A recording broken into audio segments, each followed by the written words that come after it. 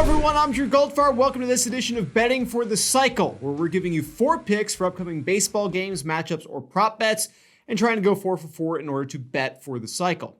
If you don't need a refresher on the rules, feel free to just jump ahead to the 50-second mark or so. For those of you who might be joining us for the very first time, here's how all of this works. I'm going to pose 4 potential wagers or daily fantasy comparisons. Our experts and I will each give you our picks and rank them based on how confident we are in the outcome. That spans from a single to a double, a triple, and the most confident pick, of course, being the home run, giving us a chance at betting for the cycle. Our individual stats have been tracked all season long. You're going to see those pop up on the screen as we start making our selections for the week in just a moment. As always, I'm joined by Taylor Smith and Jim Beviglia. Guys, let's start with daily fantasy this week. Why not?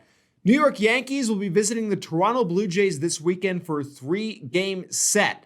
Well, the series itself might not be overly interesting. The Yankees are firmly in first place in the AL East. The Blue Jays firmly, let's just say, not in first place.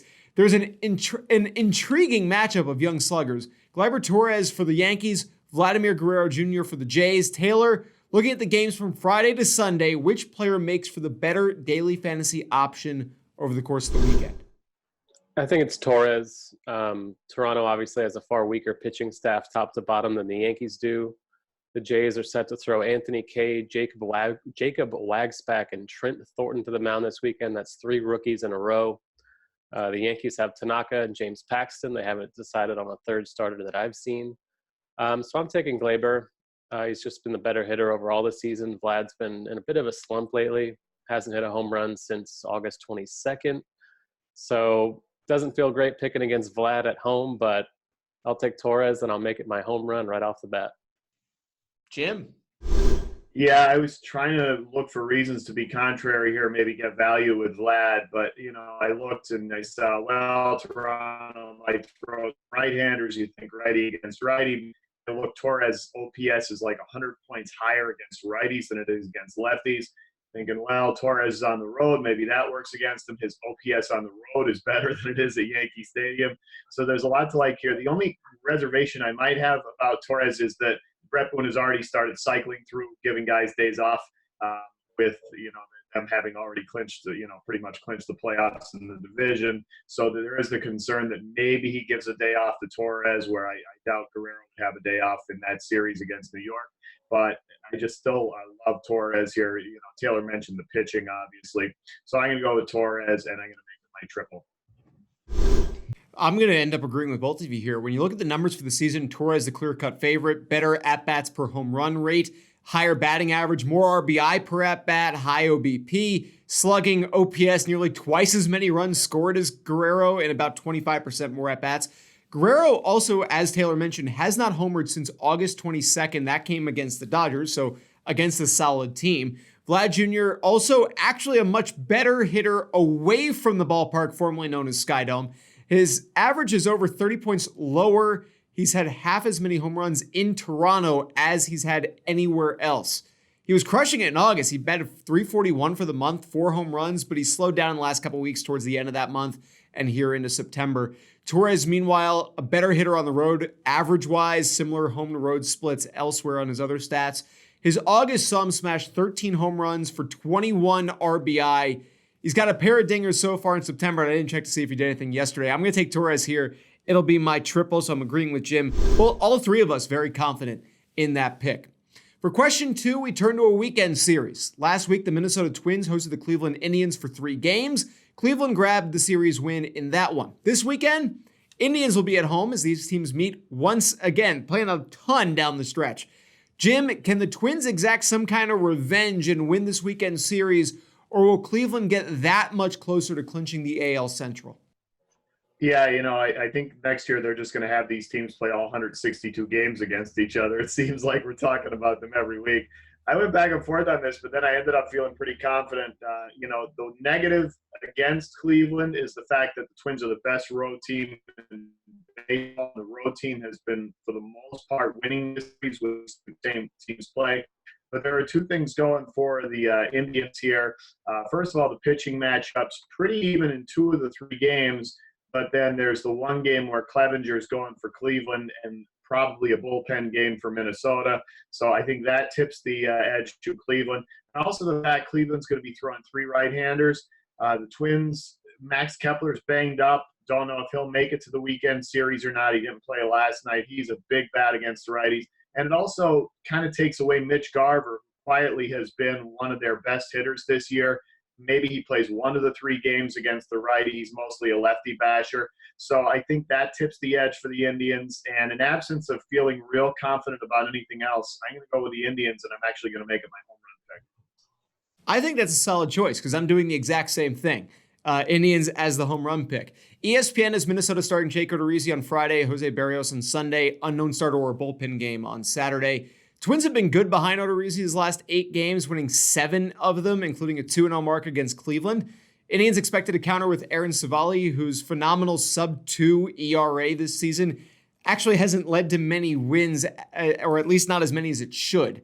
For Sunday, Berrios has been up and down of late, hasn't allowed fewer than 3 earned runs in a start since July 31st.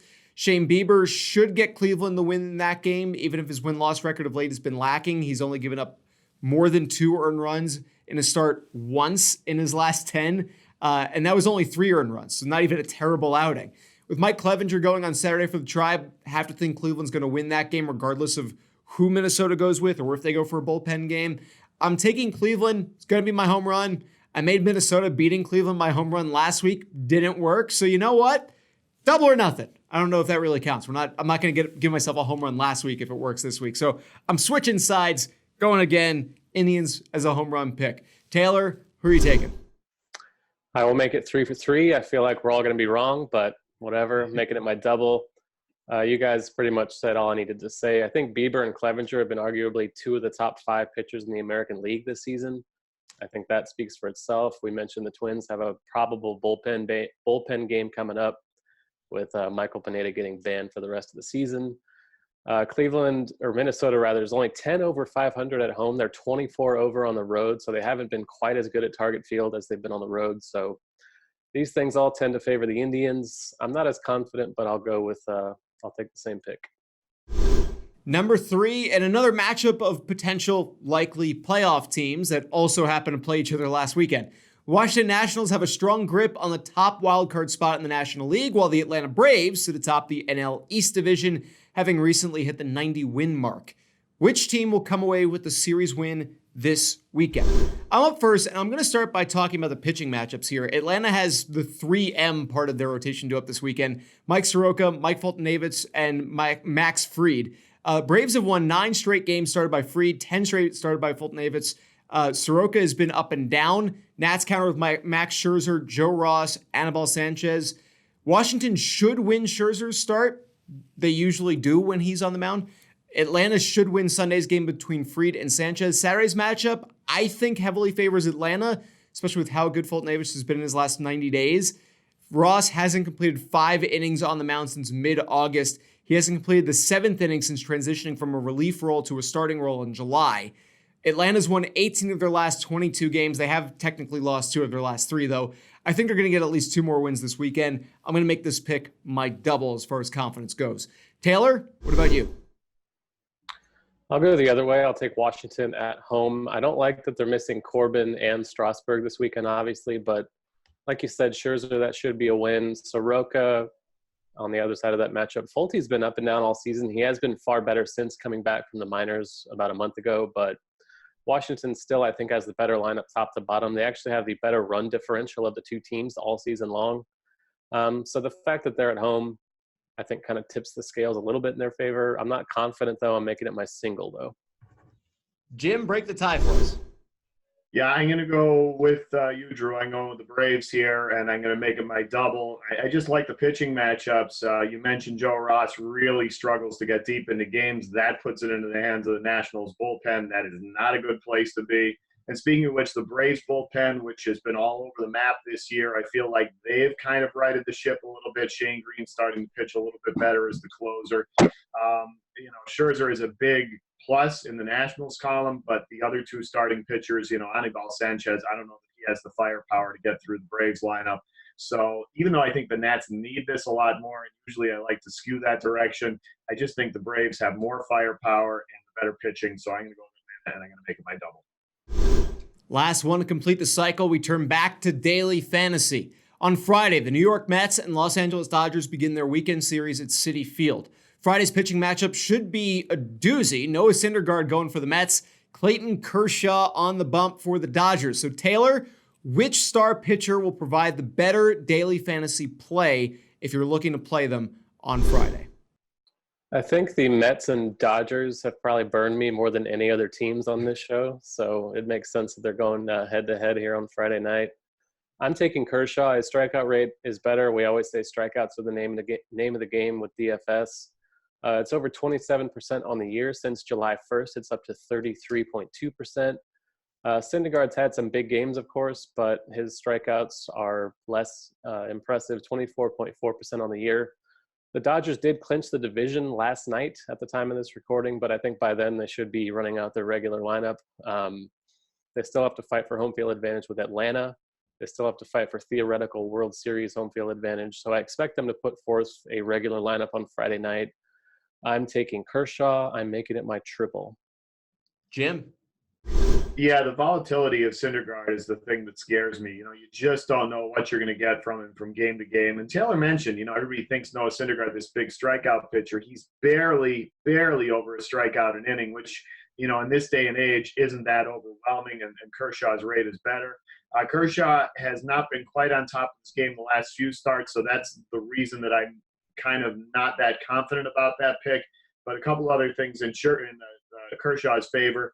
Syndergaard has been bad at home compared to his road starts, and he has been bad in night starts for whatever reason compared to day starts, and it's a night game at home, so that's against Syndergaard. And the peripherals all year long have been saying Syndergaard should be pitching better, but for whatever reason, he's not living up to that, and at some point that becomes the fact, I feel like. So, single game, always less confidence on that, but I'm going to go with Kershaw, and I'm going to make it my single. I'm also going to take Kershaw, also making it my single. It's amazing to consider, but Clayton Kershaw has lost 3 straight starts, following the Giants most recently, as well as the Diamondbacks and the Yankees. Even in defeat, though, his strikeout numbers have remained spectacular, as you guys were talking about. He struck out 24 batters in 16 innings of work over those 3 games. Noah Syndergaard has alternated between team wins and losses over his last 6 starts, which technically makes him due for a win this time around.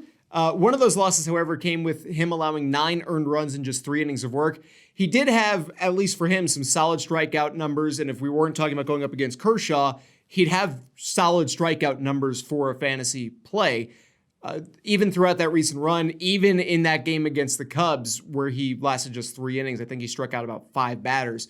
Since they give up a similar amount of hits per inning, and they strike out about the same amount in the last little stretch, Kershaw tends to lean a bit better. I've got to make my decision, though, based on which pitcher I feel is more likely to earn a win. Despite the recent struggles on the win-loss column, for me, it's Kershaw. Dodgers are the best team in the National League. Aside from giving up a jack to Pete Alonso, I have to think that Kershaw is less likely to have trouble with the Mets lineup compared to Syndergaard with LA's. So Kershaw's my pick.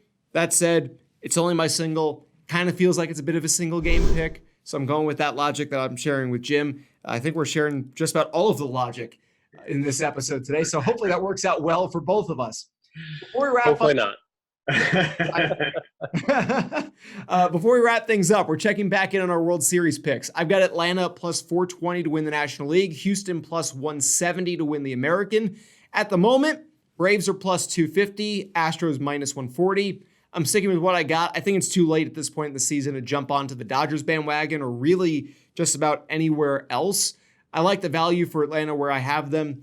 Cubs are interesting, especially with the injury to Christian Yelich. Looks like they're more likely to get a playoff spot at this point. Cardinals locked in the NL Central. They're somewhere around the plus 500, plus 600 range to win the National League. So as far as division winners go, that seems like it would be pretty interesting. But I'm not jumping off the Braves. I think that they're going to be the best shot at not being a Dodgers team representing the NL in the World Series. Taylor, you've got the Astros locked in at plus 180. Dodgers at plus 170. Houston, LA, both at minus 140 to win their respective leagues. Any chance you're thinking of abandoning ship at this point? I will give my cursory weekly mention to Washington at plus 750, but the wild card game does complicate that a little bit. I still think that's a worthwhile long shot, but no, I've not strayed from these teams all year long, and it's too late, like you said, so I'll stick with it. Jim, you've got the Astros and the Dodgers, plus 170 on LA, plus 150 on Houston. Any changes that you'd like to make? No, I mean, I think they're going to be fascinating playoffs. If you get, Yankees, Astros in the championship series and then Dodgers, Braves in the championship series, I mean, it's a short series. Anything can happen. But I just think top to bottom, the Dodgers and the Astros are deeper in every respect. So I'm going to stick with those. And that'll do it for this week's edition of Betting for the Cycle. So make sure to like, share, and subscribe to the Odds On Favorites YouTube channel. And check back next week where we'll show you the stats of how we did and give you our latest picks. For Jim Beviglia and Taylor Smith, I'm Drew Goldfarb. Thank you so much for watching. We'll see you next time.